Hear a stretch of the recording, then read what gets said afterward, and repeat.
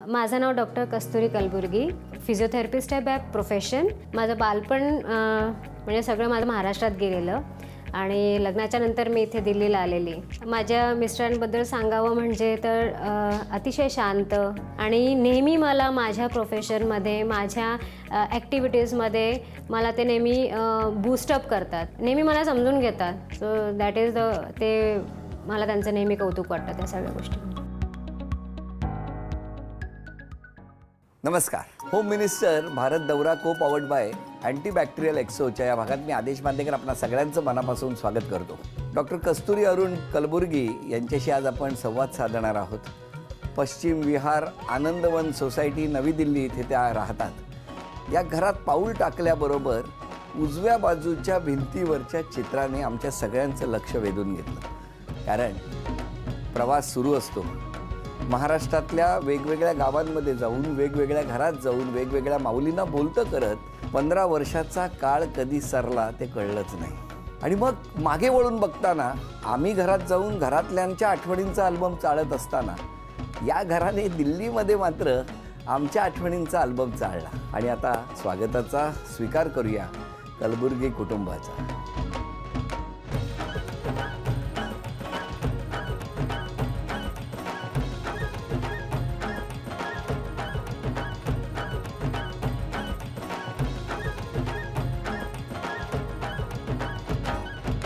सगळ्यांची ओळख करून द्या।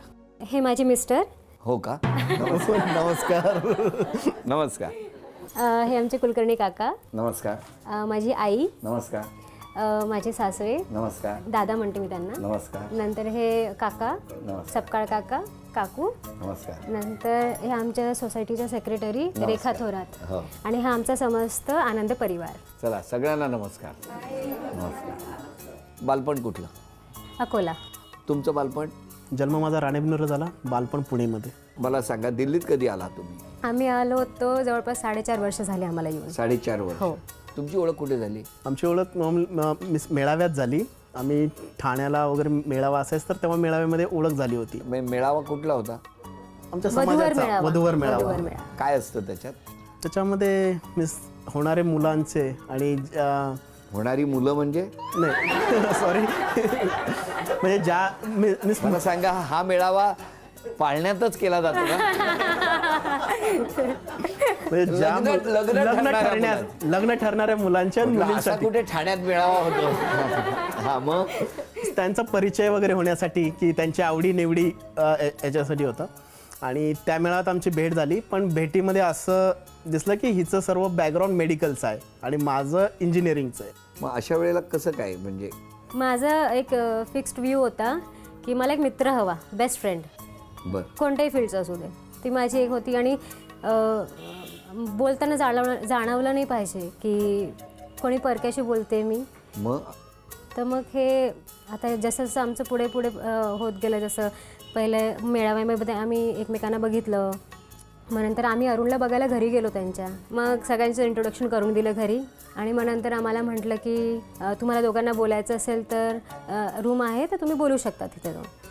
म्हणून मग आम्ही दोघं ठीक आहे आम्ही बोलतो। मग आम्ही जाऊन बसलो, बोललो तिकडे। तेव्हा कोण जास्त बोललं? आम्ही दोघंच बोललो। जास्त कोण दोघांमध्ये बोललं? इक्वलच बोललो। अच्छा, म्हणजे एक वाक्य तुझं, एक वाक्य माझं। तेव्हापासून आजपर्यंत तुम्हीच त्यांना बोलताय। 4.5 वर्ष ते ऐकतायत। आम्ही दोघं बोलत होतो। अरे हो ना, पण आता कोण जास्त बोलतं? त्यावेळी आम्ही दोघं बोलत होतो आणि आता मात्र बरोबर बोललो की नाही? माझ्या ऐकण्याची क्षमता छान वाढली। मला कळतच आहे तुमच्या चेहऱ्याकडे बघून। बरं, पण मग त्याच दिवशी नक्की झालं? नाही। मग याच्यानंतर त्यांच्या वडिलांनी आम्हाला फोन केला, तर मग आम्ही 2-1 महिन्यांनी आम्ही असंच, म्हणजे अजून ठरलेलं नव्हतं, अजून आमचं नक्की नव्हतं, तर अकोल्याला या खूप म्हणत होते, तर आम्ही अकोल्याला गेलो। मी राहत कुठे होता? पुण्यालाच। पुण्याला? मग पुण्याहून तुम्ही अकोल्याला आम्ही, माझे वडील, आई, मामा आणि मामी, आम्ही असे गेलो। इतकं छान इंट्रोडक्शन झालं की तिनं मग तिचं क्लिनिक वगैरे सर्व दाखवलं होतं। एक दिवस आम्ही तिथं थांबलो, तिचं प्रोफेशन वगैरे पाहिलं, तिची क्रिएटिव्हिटी, ती पेंटिंग वगैरे छान करायची. तर तिचे सारे पेंटिंग्स वगैरे पहिले तर स्पोर्ट्समध्ये इन्वॉल्ड होती. तर लॉन टेनिस वगैरे ती खेळायची. मग खेळलात तुम्ही तेव्हा? नाही, तिनं मला दाखवलं, आम्ही त्यावेळी नाही खेळलो, पण आम्ही मला काय वाटलं लॉन टेनिस खेळ, सगळे खेळ येतात की नाही बघितलं. आणि मग नाही, आम्ही आता खेळतो तसं. समोर क्लब आहे तर आम्ही टेबल टेनिस, लॉन टेनिस, हो, स्विमिंग वगैरे. तिथं मग छान इंट्रोडक्शन झालं. तर मग असं मग संध्याकाळपर्यंतचा वेळ आला. ती डेट पण होती 14 फेब्रुवारी, जो की व्हॅलेंटाईन डे होता. तुम्ही बरं चांगला दिवसही बोलवलं त्यांना अकोल्याला. आम्ही पोचल्यानंतर मग संध्याकाळपर्यंत आमचं थोडंसं ठरून गेलं. आणि मग दुसऱ्या दिवशी मग म्हणाले होकार दिला. आमचं बोलणं झालं आणि होकार दिला.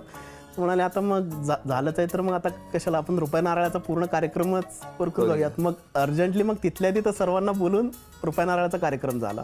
नाही पण रुपया नारळ म्हणजे लग्न ठरल्याचा शकून तो क्षण. बरोबर. आमचा रुपया नारळाचं हे झालं. आणि थोड्याच दिवसात बहुतेक 15-20 दिवसच झाले असेल आणि माझी ट्रान्सफरची ऑर्डर आली की दिल्लीला ट्रान्सफर झाली आहे. आम्ही घरांमध्ये डिस्कशन वगैरे केलं आणि ह्यांनाही कळवलं. मग सावकाश दादांनी वगैरे सर्वांनी सांगितलं. तर म्हणाले ठीक आहे, म्हणाले काही हरकत नाही. आणि तिच्यासाठी हा एकदम डिफरंट हे होता की आत्तापर्यंत महाराष्ट्रात होती आणि आता डायरेक्ट दिल्लीला जायचं आहे.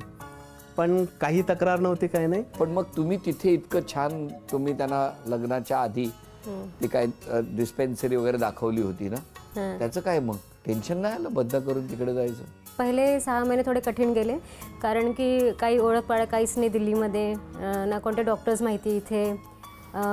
तर मग थोडं खूप आपण अरुणने मला खूप मदत केली तेव्हा हॉस्पिटल सर्च करण्यामध्ये. आम्ही दोघं सोबत फिरलो. आता कसं वाटतंय? आता खूप छान, आता सॅटिस्फाईड, इकडे छान वाटतं. आता जर परत अकोल्याला ट्रान्सफर झाली तर काय करा? अकोल्याला तिकडे चांगलंच आहे. नाही मग तिकडे जायला जास्त आवडेल की इथेच राहायला? दिल्ली भारताच्या राजधानीची काय ताकद आहे बघितली की नाही? दिल्लीत जर तुम्ही दोघे मिळून, मी तुम्हाला सांगितलं दोघे मिळून मला कुठलं तरी एक ठिकाण दाखवा, तर कुठे फिरायला घेऊन जा? राष्ट्रपती भवन. बघितलं, पटकन निर्णय घेतला त्यांनी. तुम्ही विचारच करत बसला. मी त्यांना चान्स दिला की तुम्ही सांगा. अरे वा. अच्छा, राष्ट्रपती भवन या ठिकाणी तुम्ही घेऊन जा. हो. बरोबर, खूप छान, नक्की जाऊ. पण तुम्हाला शुभेच्छा. थँक्यू. कारण काय, या प्रत्येक जागेचं काही ना काहीतरी महत्त्व आहे आणि त्याला भारताच्या आपल्या संपूर्ण नकाशावर एक अनन्यसाधारण असं महत्त्व असलेली ही सगळी ठिकाणं आहेत.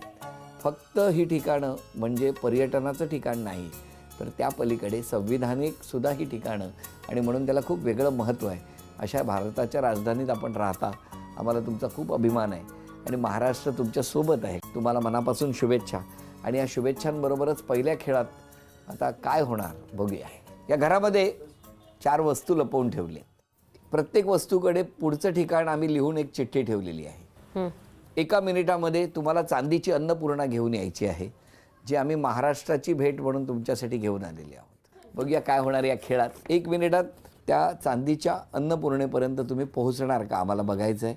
तुम्ही सगळे सांगू शकता, मदत करू शकता. आणि पहिलं वाक्य तुमच्यासाठी, देखा जो तुझे यार दिल में बजी गिटार.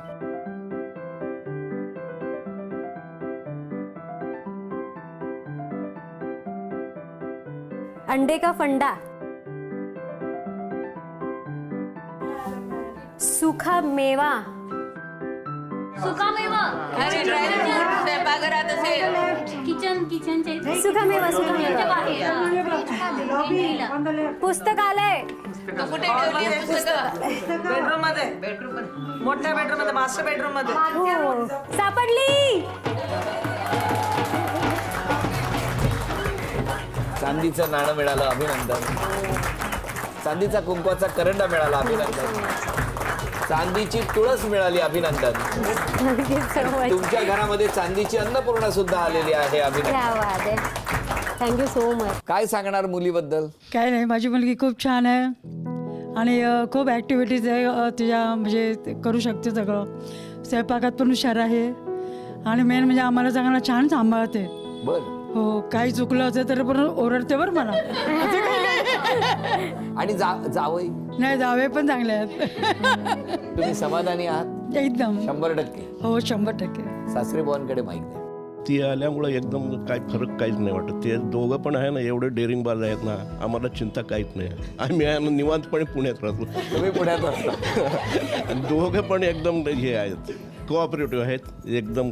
द्या आता त्या काकांकडे द्या. माझं नाव सुरेंद्र कुलकर्णी, मी त्यांचा सख्खा शेजारी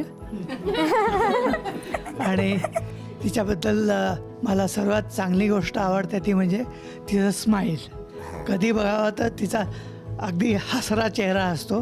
फक्त एका गोष्टीचं मला फार नेहमी वाईट वाटतं, ते म्हणजे ती आम्हाला कधी वेळ देत नाही. ती येऊन आमच्या घरी बसून आमच्याशी गप्पा मारायला तिच्याकडे वेळ असतो. त्या गोष्टीची मात्र खंत वाटते. जरा वेळ आणि- काढा. जिना बंद केला ना, ते मात्र जर आम्ही रास्ता रोको केलं तर मात्र नाही पण खूप छान. येईल, किती येईल. प्रेमाने येईल सांगताय. येईल येईल गप्पा मारायला येईल. अजून कोण बोलणार आहे? द्या. आम्ही 2-3 महिन्याआधी इथे राहायला आलो आणि आम्ही त्याआधी मी आणि माझी वाईफ अनामिका. तर 1-2 वेळा त्यांच्याशी बोलणं झालं होतं, ओळख नव्हती तेवढी. पण दसऱ्याच्या दिवशी आम्ही साधारणतः 2-3 वाजले होते आणि हे एक ताट घेऊन आले आणि ताट उघडून बघितलं तर त्यामध्ये पुरणपोळ्या, डाळ, भाजी, पापड सगळं ते बघून इतकं चांगलं वाटलं आम्हाला की इतकी चांगली ओळख नसूनही त्यांनी मग पुढाकार घेऊन एक ताट आणून दिलं. आम्ही ते खूप आवडीने खाल्लं. काळजी करू नका. तर दसऱ्याला जितके दिवस इथे आहेत पुरणपोळी इथूनच येणार. आम्ही एक्सपेक्ट करतो. धन्यवाद. थँक्यू. द्या इकडे द्या. माझं नाव उषा गावंडे. मी इथे खूप वर्षापासून आहे. 35 इयर्स झाले मला इथे राहता. म्हणजे जेव्हा तुम्ही कधी इथे जेव्हा आला, इथे सोसायटी बनली तेव्हापासून आम्ही इथे आहोत. तुम्ही इथे आहात? 85 पासून. सगळ्यात सिनियर तुम्ही आहात हो सोसायटीत. हो. तुम्ही पण आहात. थांबा 1 मिनिट. एक मिनिट. तुम्ही किती वर्ष झाली? 1978 साली आम्ही दिल्लीत आलो आणि सोसायटीचं जे कन्स्ट्रक्शन सुरू झालं ते 1980 साली झालं. दिल्लीला आल्यानंतर महाराष्ट्रात गेल्यासारखं वाटतंय. इतकं सगळं उत्तम वातावरण आहे. दिल्लीतली पहिली महाराष्ट्रीयन कोऑपरेटिव्ह सोसायटी आहे. माझं नाव राजेंद्र जागीरदार. मी तसा मूळचा इंदोरचा, पण नोकरीनिमित्त इथे आल्यानंतर जेव्हा कळलं की एक महाराष्ट्रीयन सोसायटी होते आहे तेव्हा पहिलं नाव इथं नोंदवून थांबलो. जेव्हा होईल तेव्हा होईल, पण जायचं ते महाराष्ट्रीयन सोसायटीमध्येच. वेगवेगळ्या भागातून आलेल्या महाराष्ट्रीयन रक्ताचं नातं नसूनही नाती घट्ट आहेत. हे आमच्या आनंदवनचं वैशिष्ट्य आहे. इतकं बोलले, प्रेमाने बोलले. काही आरोप आहेत तुमच्यावर, ते पटापट वाचून दाखवतो. हा वेलकम. यांनी खूप छान सांगितलंय की ट्रीटमेंटच्या वेळेला माझ्या बायकोला ही दुखवते. तोच काय तो स्वतःसाठी आनंदाचा क्षण. असं नाही लिहिलं. त्याच्यामुळे त्यांचं म्हणणं आहे की बायकोला जे काही दुखावता तर ते दुखावल्याशिवाय काही त्या बऱ्या होणार नाही, पण मनातनं त्यांना आनंद होतो. तुमच्यासाठी एक नम्र विनंती आहे की कृपा करून भोपळ्याची भाजी सारखी सारखी करू नये. माझ्या आयुष्यामध्ये लग्नानंतरच भोपळा आला. त्याच्या आधी मी कधीच भोपळ्याची भाजी कधीच खाल्लेली नव्हती. आणि आमच्या आयुष्यात शाळेतच भोपळा आला. सगळ्या गोष्टी परफेक्ट असल्या पाहिजेत. हा जो काही तुमचा हट्ट आहे ना तो थोडा कमी करा. काय हो, असं झालं तर आवडेल तुम्हाला? नाही, पण ती प्रत्येक गोष्ट परफेक्शन पर्यंत घेऊन जाते. हो का? आणि तिची मूडवरती असतो. प्रत्येक ह्याच्यात तिची हॉबी बनवते, जसं पेंटिंग, म्युझिक वगैरे. आणि शिकवायचं आणि ती इवन मलाही पुश करते. लाईक मी लॉन टेनिस आधी नव्हतो खेळत, तर शी सेड की यू स्टार्ट लर्निंग इट. तर मी सुरू केलं आणि त्याच्यामध्ये पण आता आई नका हो, असं करू नका करू. काय केलं मी आता? का असं करता तुम्ही, सांगा ना मला. नका हो. किती त्याच्यात लिहिण्यात सुद्धा ना त्याच्यात असं कळवळ आहे हो. असं कोण आहे? ट्रीटमेंटच्या वेळी खूप हात दाबते हो आणि रडवते. सुजोग थेरपी. सुजोग थेरपीच्या वेळेस होत असतं. इट्स नका कोरियन ना, असं थेरपी. का करता? बरं, आता या सगळ्या गप्पा सुरू असताना आता पुढच्या खेळात बघूया किती बक्षीस मिळणार. एक चित्र तुम्ही काढायचं, एक तुम्ही, आणि मग तुम्ही सगळ्यांनी ओळखायचं. हां, तुमची तर चित्रकला छान आहे, आम्ही बघतो. नाही जाऊ. हो. हां? ते ठीक आहे. आता आम्हाला समजेल. बोलायचं नाही.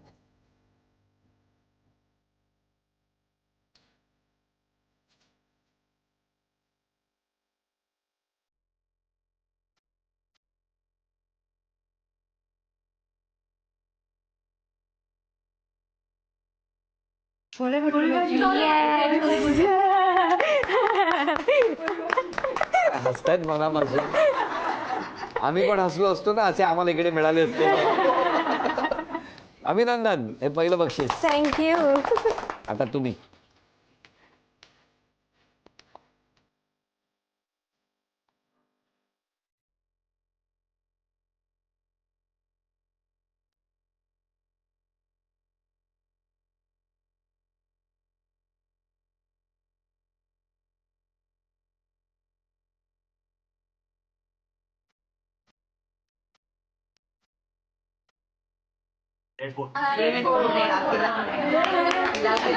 दाखवा जरा, दाखवा जरा. अप्रतिम, अभिनंदन. थँक्यू. आता तुम्ही. बोलायचं नाही.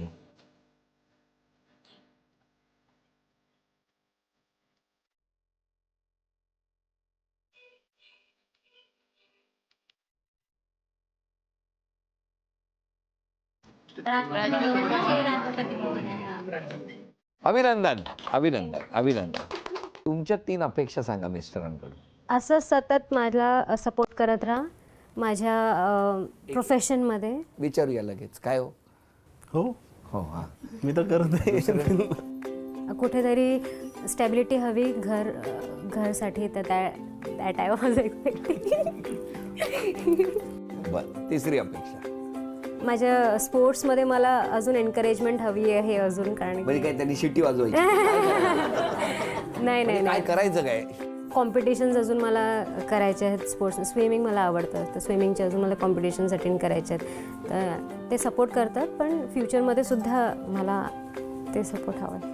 हो. तुमच्या 3 अपेक्षा. अपेक्षा हीच आहे की ती अशाच प्रकारे तिच्या प्रोफेशनमध्ये वगैरे असंच कॉन्सन्ट्रेशन वगैरे करत छानपैकी प्रोग्रेस करत राहावं.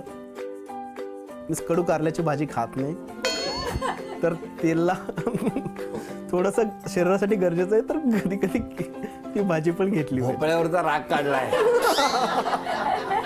आता बोला, कारल्याची भाजी कधीपासून? उद्या. उद्या.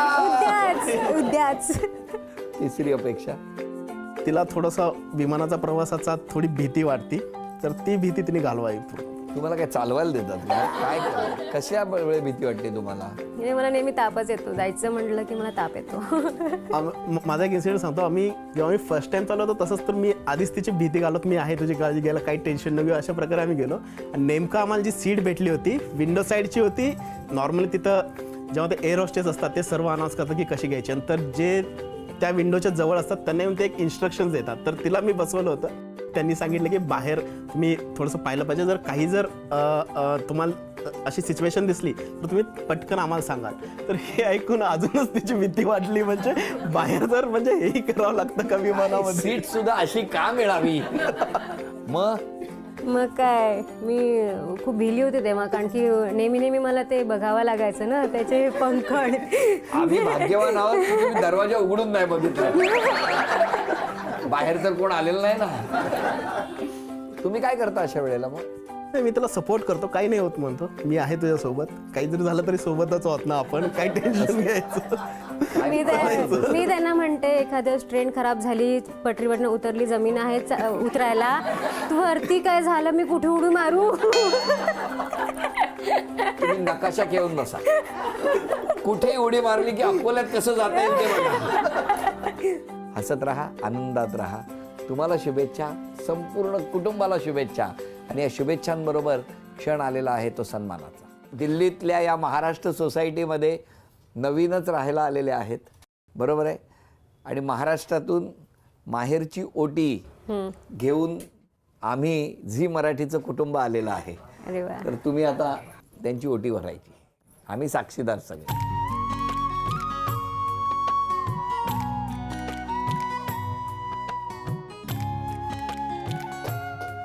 Very good, thank you. झी मराठीकडून ही भेटवस्तू तुमच्यासाठी. नमस्कार. आणि वहिनींना तथास्तू पुणे आणि कोल्हापूर यांच्याकडून मिळते आहे पैठणी.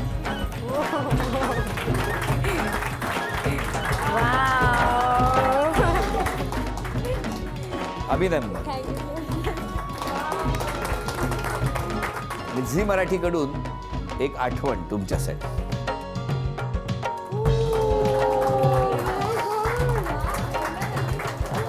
या दोघांनाही शुभेच्छा देऊन आजचा भाग इथेच संपतो आहे. पुन्हा भेटूया अशीच एक पैठणी घेऊन होम मिनिस्टरच्याच पुढच्या भागात. नमस्कार.